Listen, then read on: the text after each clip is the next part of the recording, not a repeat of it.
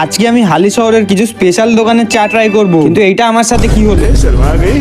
हिंदुस्तानी लड़के আর আমি আমার দিনের প্রথম চা খাওয়ার জন্য চলে আসি রামের দোকানে, যেখানে এসে আমি দুটো লেবু চা অর্ডার করে দিই। আমাদের হালি শহরের এই দোকানটা অনেকটাই পুরনো একটা দোকান, আর আমরা আমাদের দিনের প্রথম চাটা পান করি। আর বাইরে এসে দেখি যে ওয়েদার একদম ফার্স্ট ক্লাস হয়ে রয়েছে, তাই আমি একটু ভাড়ে করে চা খেতে চলে আসি একটা পাশেরই ক্যাফেতে। আর এই এক কাপ মাটির ভাঁড়ের চায়ের দাম ছিল 10 টাকা। আর এই ক্যাফেটা আমাদের এখানে রিসেন্টলি ওপেন হয়েছে, যার নাম ছিল একলা ঘর। রাস্তায় বেরালে আমি একটা জিনিস দেখে একটু এক্সাইটেড হয়ে যাই। का चक्कर बाबू भैया औरत का चक्कर।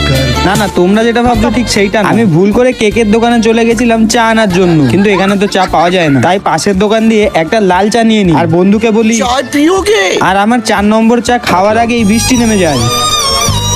আর একটু বৃষ্টি থামলেই আমি সোজা চলে আসি সিদ্ধেশ্বরী ঘাটে, কারণ গঙ্গার ধারে বসে চা খাওয়ার মজাটাই আলাদা। কিন্তু আমার ব্যাড লাকের কারণে আজকে চায়ের দোকানটা বন্ধ ছিল। কি আর করা যাবে, গঙ্গার পাশে বসে আর চা খাওয়া হলো না। তোমরা